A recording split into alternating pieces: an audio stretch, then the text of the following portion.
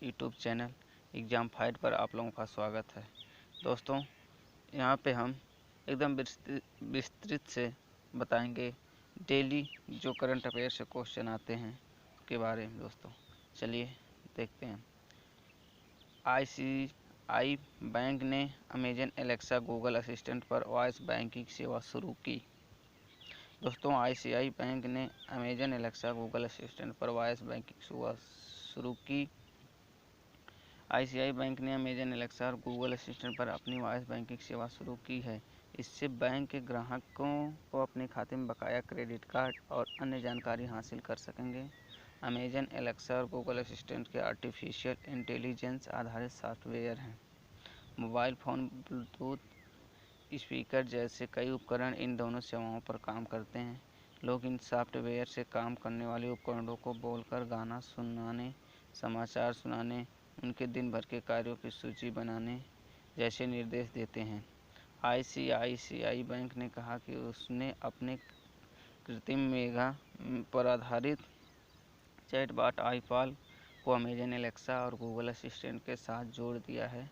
इससे अब उसके ग्राहक बोलकर बैंकिंग सेवाओं के निर्देश देकर सकेंगे। टीएस त्रिमूर्ति यूएन मुख्यालय में भारत के नए राजदूत नियुक्त हुए। टीएस त्रिमूर्ति यूएन मुख्यालय में भारत के नए राजदूत नियुक्त हुए। दोस्तों, इनके बारे में हम पढ़ते हैं। विदेश मंत्रालय में विदेश मंत्रालय में सचिव टीएस त्रिमूर्ति को 29 अप्रैल 2020 को संयुक्त राष्ट्र में भारत का अस्थायी प्रतिनिधि नियुक्त किया गया। भारतीय विदेश सेवा के 1985 बैच के अधिकारी त्रिमूर्ति न्यूयॉर्क में सैयद अकबरुद्दीन की जगह लेंगे। अकबरुद्दीन कई साल से संयुक्त राष्ट्र में देश के अस्थायी प्रतिनिधि हैं और जल्द ही सेवानिवृत्त होने वाले हैं। केंद्र सरकार ने कहा कि नई दिल्ली में विदेश मंत्रालय के मुख्यालय में आर्थिक संबंधों के सचिव के रूप में काम कर रहे त्रिमूर्ति न्यूयॉर्क में संयुक्त राष्ट्र में भारत का अस्थायी प्रतिनिधि नियुक्त किया गया है। त्रिमूर्ति इससे पहले मलेशिया में भारतीय राजदूत भी रह चुके हैं। दोस्तों, त्रिमूर्ति के बारे में इतना हम पढ़ें। अब मनरेगा योजना के तहत रोजगार मुहैया कराने के मामले में छत्तीसगढ़ पहले स्थान पर है। दोस्तों, मनरेगा योजना के तहत रोजगार मुहैया कराने के मामले में छत्तीसगढ़ जो है पहले स्थान पर है। दोस्तों, इसी में से क्वेश्चन आएगा, इसी में से क्वेश्चन ये पूछ देगा मनरेगा योजना के तहत रोजगार मुहैया कराने के मामले में सबसे पहले कौन सा राज्य का स्थान है। तो दोस्तों, छत्तीसगढ़ में महात्मा गांधी राष्ट्रीय ग्रामीण रोजगार गारंटी योजना के तहत 18 लाख से अधिक अकुशल कामगारों को रोजगार मुहैया कराकर राज्यों की सूची में पहला स्थान हासिल किया है। केंद्रीय ग्रामीण विकास मंत्रालय द्वारा जारी आंकड़े के अनुसार देश भर में योजना के तहत लगभग 77.85 लाख कामगार विभिन्न कामों में लगे हैं। छत्तीसगढ़ सरकार द्वारा जारी बयान के अनुसार राज्य में काम कर रहे कामगारों की राष्ट्रीय स्तर पर भागीदारी 24% है, जो कि देश में सबसे अधिक है।